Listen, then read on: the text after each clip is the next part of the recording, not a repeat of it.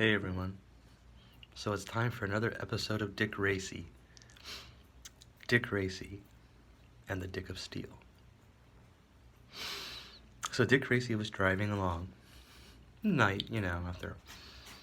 No one knows, maybe he was on his way to find a whore, or maybe he was just coming home after a long day of crime fighting and solving cases. When in the middle of the street, as he's driving along at he was supposed to be 40, but he was driving 60. And all of a sudden, out into the intersection steps this man, and he's like in this red, form-fitting jumpsuit, with a blue underwear on the outside of it. So that's like he's in this red, form-fitting jumpsuit with this blue underwear on the outside of it, with like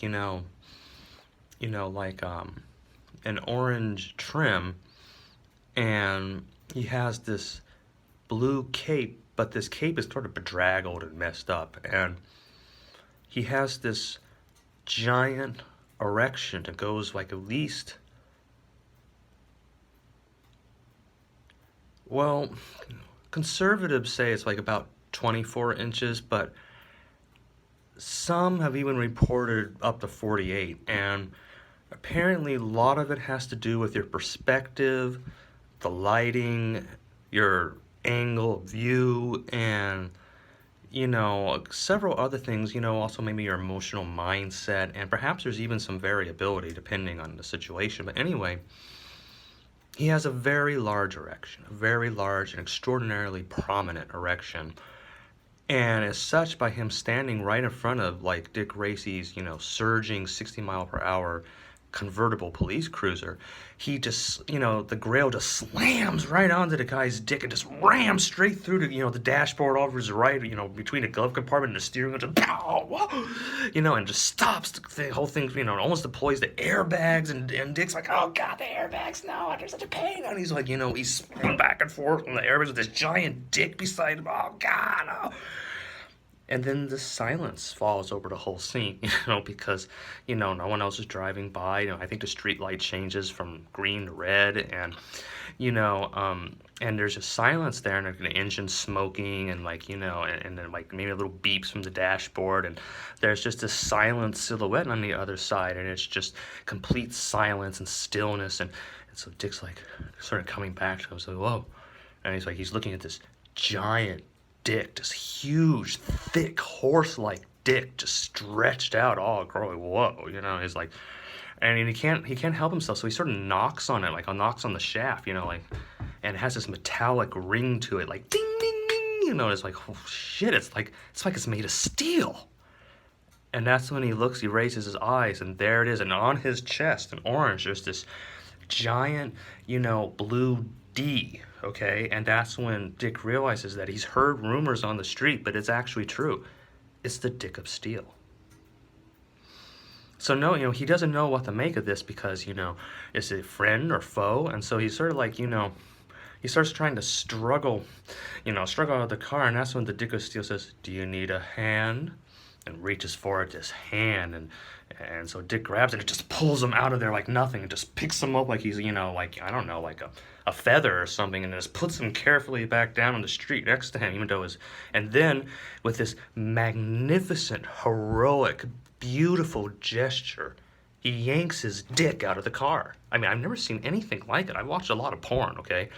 I've never seen such a beautiful, withdrawal in my life. It was just like, it was proud, it was manly, it was like, it was arched just a little, it was perfect. It was like, damn, that was just fine, So Dick's jaw is just, it's just like hanging open, because, he has never, he's the Master Zoe and all the people, he's never seen such a fine example of dicketry in his entire life, okay? He's just flabbergasted. He says, it's just like you're some sort of a super dick, he says.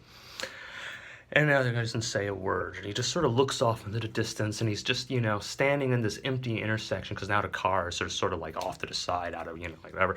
And he's just in this intersection with the lights and the spot, the neat fluorescent, neon, sodium lights shining down, and all the lights of darkness, the little neon signs on closed shops, and the little pools of water and antifreeze, and, trash running in the streets, and the silent whistle of emptiness when things are alone and no one's around and they're all asleep. And it's just him and Dick, and like, he's just this starting says, "Is it super, Dick? I don't know if it's so super. Do you realize that this staff never subsides, Dick? It's 24 hours a day. I'm a super Dick. Every second of the day, it's just like this. Never subsides, never relaxes. I'm always ready, Dick, whether I want to be or not. I never have a moment's peace. I can't lie down in a bed unless I lie just in one position. I can't use a blanket because none of the blankets can fit over both me and my Dick. I want to have an alter ego as a journalist, but I can't have a regular job because I can always have this. There's no way to hide it. I mean, just so you know, I make a living now as Clark Kent, the porno star, which is the only place they take me seriously, Dick. No noble job as a journalist, no national recognition, not known the world over, not able to pop into any government and have them immediately offer me all their aid because they know that I fight for justice. All they see is my member. They look at me like it's a flagpole and I should have my colors on it, and they don't see me as a person, Dick. All they see is my strength, and all they want is my strength. They can't look past. You understand what I mean, Dick? And Dick's like, most people would think it was pretty enviable, and that's when the Man of Steel just puts his hand on his shoulder, and even though he's just got his hand on his shoulder, and it's just like sort of a brotherly gesture, something about it is just heavy and weighty and crushing, and it's all Dick can do, just like not to bleed out, "You're hurting me," even because he doesn't, because he knows that would sound really gay around the Dick of Steel, but, the Dick of Steel just has his hand on his shoulder, he's not seeming to be doing anything, but Dick's like, my spine, and he says, "You don't know what this burden is like, Dick. You don't know what it's like not to be able to fit in an elevator. You don't know what it's like to try to get on a train. You don't know what it's like to never be able to be around children. You don't know what it's like to be in a half a dozen national law enforcement databases. And this is because I want to do good, Dick. But I'm asking you, Dick, I'm a porno star in my day-to-day life, and I can't work with other law enforcement agencies because of my strength, and I'm just wondering, Dick, can you provide a way for me to not seem like such an obvious Dick?" And Dick was like, well, and he just looked at him and just, like there was like a hint of a moon, the clouds were, passing it by, so in moments like, shafts of moonlight would come through and reflect off this awesome, just this flagship Dick, okay? I just don't know how to put it to you. It's just like, like a Ticonderoga, cruiser with, just sailing, in the ocean, the proud, this, defender of all liberty and everything. And Dick said, I can't bring myself to say that, I just can't bring myself to speak against your Dick, you super Dick. And that's when, like, for the first time, and this is just really amazing, because, you're looking at the Dick of Steel, folks, okay? This is the Dick of Steel, okay? The Dick of Steel just raises his eyes to the heavens, and tears fill the Dick of Steel's eyes, okay? Just like Super Dick is crying, okay? Super Dick is just crying, and he's not afraid to show it, and he's just got tears going,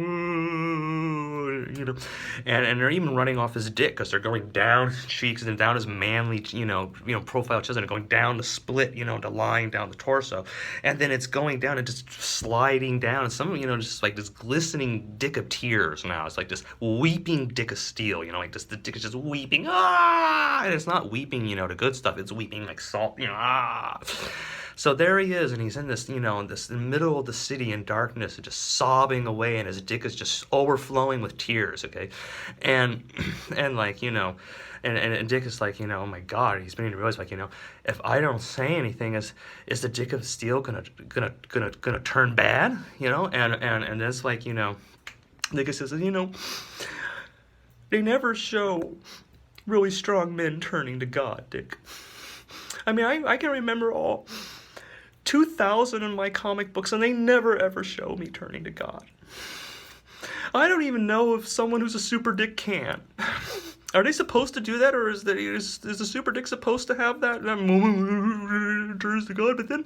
But then, you know, what's he supposed to say to me? He's already given me this dick. What more could anyone ask for? And Dick's like, you know, I guess you have a, oh shoot, I don't know. And it's just like, damn, and it's like getting too much for Dick, because now, like, you know, his whole idol and just everything that any, you know, any male would ever like hope for in our society, I suppose, would be like, you know, it's just crushed that, you know, they have this dick of steel, and it's not enough. Can you imagine? I mean, guys, come here. I mean, can you imagine? He has the dick of steel, and it's not enough. My God, the humanity. So anyway, and women, you know, you can laugh, and please do laugh, because someone needs to. It's just getting to be too much, guys. So anyway, so there he is with the Dick of Steel, and he's now holding the Dick of Steel's hand. He's got his hand on his shoulder while the Dick of Steel is just, you know, sobbing, and like, you know, and tears are like running off his balls and everything. And so, like, you know, and Dick's like, what do I say to Dick of Steel? You know, I mean, you know. And then he starts to think to himself, and it was the gosh darndest thing. He thinks, what would Helen say?